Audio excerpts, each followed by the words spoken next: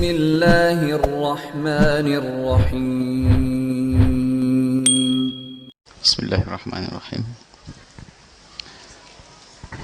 Yang pertama adalah masalah hitungan hari-hari di dalam pernikahan. Maka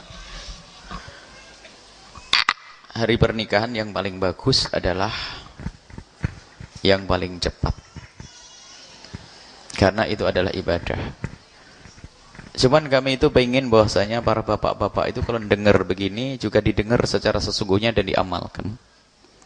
Sebab ada yang ngaji, saya itu sudah berkali-kali ngomong, tolong gampangkan pernikahan, masih saja mempersulit. Padahal hadir pengajian, subhanallah.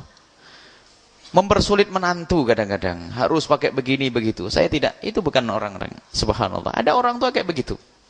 Sampai menantunya itu mau bingung harus ngumpulin ini. Mungkin sampai ngutang-ngutang untuk urusan pernikahan. Ini orang tua model apa kayak begitu itu?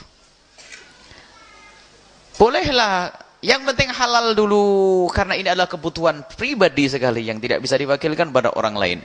Kecuali memang hati orang tua sudah nggak bener, menantu jadikan sapi perah untuk cari duit, atau menikah untuk cari duit. Ini sudah nggak bener, ini kayak model-model begitu itu.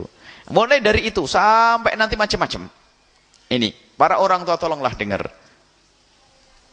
Makanya kalau sudah model-model begitu saya sudah, ini orang tua nggak bisa, ini repot.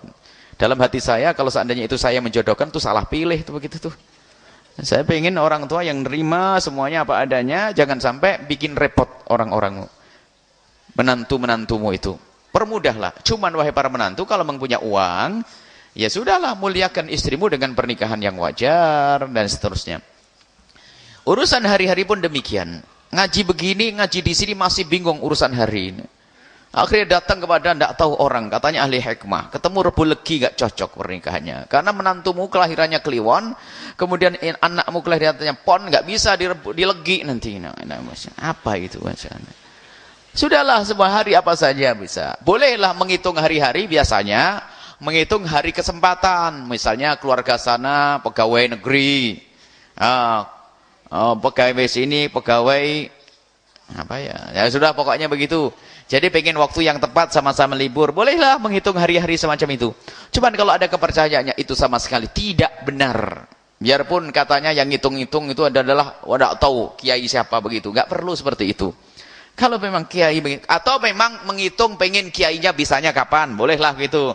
Tak taunya kiainya bisanya Rebu Kliwon. Karena apa? Ada sebagian kiai pengajiannya pakai Kliwon Legi Paing Pon, nggak apa-apa. Sebab ada hitungan dah, hitungan pasaran nanda. Ada sebagian ustadz itu punya jadwal pengajian pakai Kliwon Paing Pon Wagi. Ya nggak apa-apa. Makanya kata kiai, wah Jumat Kliwon saja.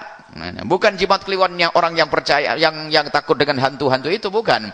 Ini Jumat Kliwon karena kebetulan kiai itu bisanya Jumat Kliwon. Jangan dipercaya enggak. Kalau kiai ngomong Jumat Kliwon itu bukan karena ngitung hari-hari. Kenapa kok Jumat Kliwon? Ya saya bisanya di Jumat Kliwon. Kalau pengen saya hadir harus ikut saya, itu wajar. Cuman kalau harus begini, karena Kliwon begini, nanti paceklik, nanti kamu bangkrut rezekinya. Ini belum apa-apa sudah suudzon, prasangka buruk kepada Allah, bakal bangkrut tuh orang. Bakal bangkrut orang. Bahkan bukan saja urusan urusan hari-harinya. Dari pernikahannya pun sudah dihitung-hitung bulet. Sudah ketemu anak yang baik hanya gara-gara namanya saja nggak cocok nih, hitungannya nggak pas itu, batal tuh. Innalillah. Bagaimana sudah istikharah mantep, cuman Buya namanya ndak cocok sudah. Ya, kenapa kurang satu huruf? Ya sudah, kalau Yahya tambah Yahyae gitu saja. Kok susah benernya. Ada orang aneh-aneh ya. Jadi ada jangan hal-hal semacam itu. Apa yang hendaknya kita lakukan di saat kita menikah? Pertama adalah dilihat orang itu baik, kemudian istikharah. Setelah istikharah jalani.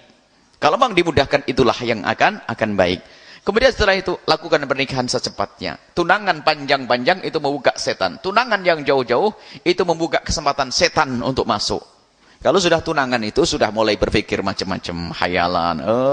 Bisa saja masuk bab zina, dan ada orang berzina setelah bertunangan, naudzubillah, mencabut keberkahan pernikahan. Percepat. Cuman biasanya alasannya laki-laki mertua. Aduh, mertua saya menuntut saya harus resepsinya begini. Kalau begitu kayaknya salah pilih, ente punya mertua kayak begitu. Cari mertua yang lain saja deh kalau begitu caranya. Jangan begitu, jangan merepotkan anak menantu. Kalau kecuali para mertua tuh membiayai, nggak apa-apa. Oh namanya anak ya, ada yang masih baru sekolah, ada yang masih baru kuliah, ada yang masih baru mondok. Ya belum punya duit banyak lah. Belum bekerja kan, belum ini. Sementara kunci rezeki itu dibuka setelah pernikahan seperti yang dijanjikan Allah yakunu fuqara. Sekarang diminta urus acara resepsi semacam ini. Makanya saya nggak datang kalau sudah begitu caranya. Nggak datang. Kalau sudah janjinya nyantai nerima, kok setelah itu ada hal yang baru, saya nggak datang kalau begitu acaranya. Saya perasa, saya pernah dengar jeritan orang-orang anak-anak yang sudah mau menikah, cuman gara-gara orang tuanya itu. Makanya saya keras. Buya saya sudah mau menikah. Saya rela dan calon istri juga rela. Cuman permasalahannya orang tua harus ngadain begini-begini. Innalillah. Orang tua mau apa itu? Keselamatan anakmu paling penting. Jangan sampai terjerumus dalam zina. Itu yang paling penting menyelamatkan anak. Kayak kemudian urusan hari-hari nggak ada itu semuanya. Nggak ada, nggak usah pakai hari-hari. Hari-hari ketepatan saja ketemu hari pon, kliwon wage itu tepatan saja urusan hitung-hitungan kesempatan. Bukan hitung-hitung berkah dan tidak berkah. Sebaik-baik kebaikan, khairul birri ajiluhu. Sebaik-baik kebaikan itu dipercepat. Kalau ada seorang anak gadis sudah pengen menikah, artinya saat itu sudah pikirannya kemana-mana. Maka agar reda pikirannya dan hatinya tentrem, ya secepatnya. Jadi itu pilihan istimewa itu. Dan semuanya menghendaki kayak begitu para calon-calon pengantin. Kalau sudah orang pengen menikah ditunda, coba ditunda kok ditunda, sehari kayak setahun. Bahkan jangan ditunda oleh para orang tua. Hari semuanya baik. Nggak usah pakai hitung-hitungan seperti itu. Kalau mencari hitungan kesempatan. Adapun nikah 1 tahun 4 orang pun boleh. Nikah semasal kakak adik juga boleh. Ini tidak tahu keyakinan di mana-mana ini ada. Keyakinan ini awas hati-hati para orang tua dengar. Jangan adiknya kakaknya nikah hari ini. Tak taunya apa? Adiknya nyusul mau menikah katanya tahun depan nak. Pamali apa? Orailok Jawa Timur. Nggak becek. Tahu lagi. Pokoknya macam-macam. Nggak tahu di Batam sana apa istilah ini ya. Ini Jawa Timur ada, kalau di Jawa Barat pamali ya. Orailok. Orailok. Jangan punya keyakinan semacam itu. Naudzubillah, ternyata anak sudah pada puncak-puncak bangkitnya syahwat. Sering itu. Tak tahu aja pengen nikah. Suruh nunda 1 tahun lihat.